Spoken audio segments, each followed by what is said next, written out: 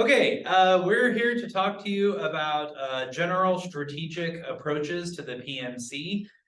So we'll break down our discussion into three sections, obviously, the way that a typical policy advantage goes, and then we'll talk a little bit about underviews to policy apps. So the first part of an advantage is going to be the uniqueness. The uniqueness is a description of the status quo. So this is an area where you want to try to sound as smart and as well researched as you possibly can as quickly as you can. So if you're making a decision to read a policy app in prep time, you're often just, this is where you're going to the news, right? And you're trying to figure out the answer to the question of why are we debating the topic that we're debating right now, right? So I think general strategic approaches to uniqueness are arguments that are recent, are often very compelling, right? It demonstrates that you've been doing some research, which is always a good thing. And it also can kind of give you a further unwrapping of like the general approach to the topic. When you're picking uniqueness arguments, you're kind of you're searching for a balance between demonstrating how the status quo is falling apart in a way that only your affirmative can resolve, right? So it's not the case that you want to describe the status quo as falling apart in ways that are not specifically germane to how your app intercedes and solves that problem, right? So Pascal will talk a little bit about how we make descriptive, assumptive, and predictive kinds of uniqueness arguments when you're thinking about how to layer those arguments.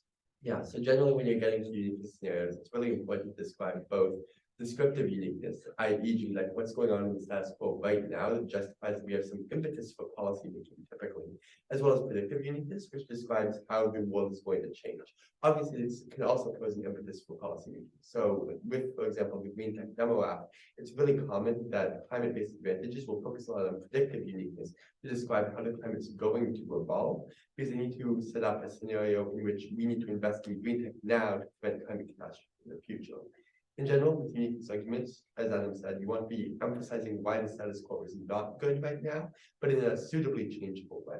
So on climate, some really common mistakes on the uniqueness level would be either reading arguments about why the status quo is like headed towards solvency or headed towards investment in renewable energy, because that justifies that we don't necessarily need to do anything more, and thus that the app is unnecessary. Or making arguments that it's impossible to solve for climate change and the crisis is too far gone.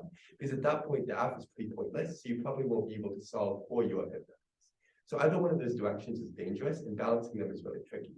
One easy way to think about doing that is to make sure that each of the link and internal link arguments you read resolves for some uniqueness, and on the other direction, each of the uniqueness points you make interacts with the rest of the advantage in some way.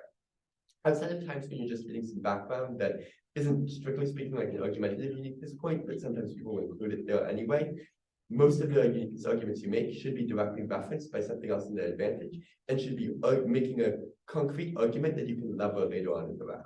So for instance, if you're saying the status quo is bad, then you'll leverage that later on in the round so that without doing the affirmation, the status quo will inevitably get worse. That's where the predictive part comes in, triggering all of your impacts and leading to bad effects. Absolutely. And so the most important thing with the uniqueness is you want to tell a story that you will end up solving in the links. You want to say plenty of arguments, but I'd say, who do you all think, like 4 or 5 uniqueness arguments is typically about how many uniqueness arguments you're looking for. So if you're just thinking, one general reason why the topic is coming, one or 2 descriptive arguments with recency, 1 or 2 assumptive arguments, like what do I think that the answer to my uniqueness is going to be and how can I respond to that?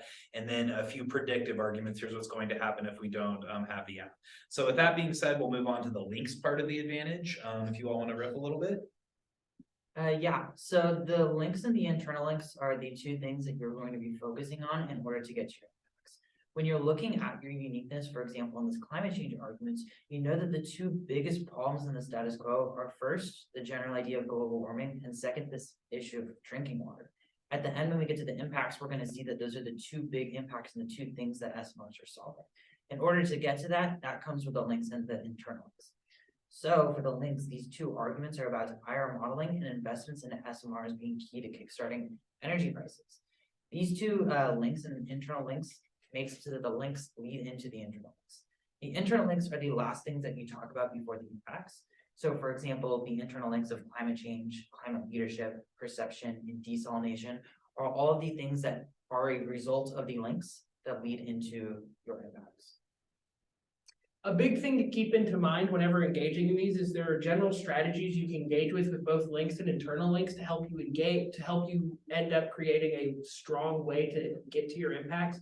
Big things you want on the links are things like IR modeling. Why do nations, since most topics are about the United States, why does this affect internationally? And this is especially important since, you know, you have to usually have international follow on. Other good arguments are to just understand how domestic will usually affect international. For example, when it comes to economics, intertwined economies is a good reason why economic collapse or economic hardships in one nation trigger outwards. Another just good question is your link should usually be in the opposite direction of uniqueness. This is how the plan is going to be, uniquely directing your uniqueness or individually directing your uniqueness so you can then pivot to a new direction, while the internal links are going to be the continuation of the uniqueness story to then terminalize it into the impact, so then you have then something to weigh within the round. Yeah, a really good idea for links and internal links is just having a lot. Obviously, if you want to have a link story, you can hypothetically just have one link, but having multiple, like in this case, is just a good idea. So the two main things are talking about energy prices and IR modeling specifically with the warming. What's really good is that if a team responds to your links argument and says that, hey, sure, the United States helps like global warming, but that doesn't matter because, you know, other countries emit too. You can do this IR modeling argument and say that you're going for this argument specifically, and you still get access to your impacts. Cool. With that, we'll talk a little bit about the last part of the advantage, which is the impacts. So impacts are typically calculated with 3 factors. First is going to be magnitude. This is the most commonly considered factor. High magnitude impacts are helpful when weighing at the end of the debate. The next factor that needs to be considered is time frame. This is important because if you both link to similar magnitude impacts, the one that happens sooner has an edge. For example, if nuclear war is going to kill us all tomorrow, but climate change will kill us all next week, then the nuclear war impact is the one that has the most precedence. The third factor is probability. If nuclear war has a 1 in a million chance, but climate change is guaranteed, then climate change is the more important impact. So impact calculus requires magnitude, time frame, and probability to all be factors. Now, a way that you can use this to your strength is by having multiple impacts that kind of play into all of these different factors. So some more high magnitude, if we don't do this, we're going to die from climate extinction impacts. Now, even though these extinction impacts seem a little bit goofy, they're still going to be strategic. First of all, you need to let the other team make rebuttals against your arguments instead of making the rebuttals yourself. So you can throw the impact out there, see if they respond to it. And if they don't respond to it, then you just got a high probability or a high magnitude impact that you're free to use. So if, for example, if a case can link to nuclear war, you might as well try to use that in the round. Is there anything else you guys wanted to add to that? Sounds good. Okay, and then finally, we'll talk about underviews. Cool. So, hi everybody. Underviews are something that I feel like people have been reading a lot, and it's definitely something that's informed me and my partner's approach to the PMC. And all it really is kind of like, I like to think of it as like framing which impacts are important in the context of the debate, and also preempting negative arguments that we think are likely. For me and my partner, we tended to read a bunch of fiat good, policymaking good, state good kind of arguments on the bottom of our 1AC, so just at the end of the speech, to preempt any arguments that those things were bad.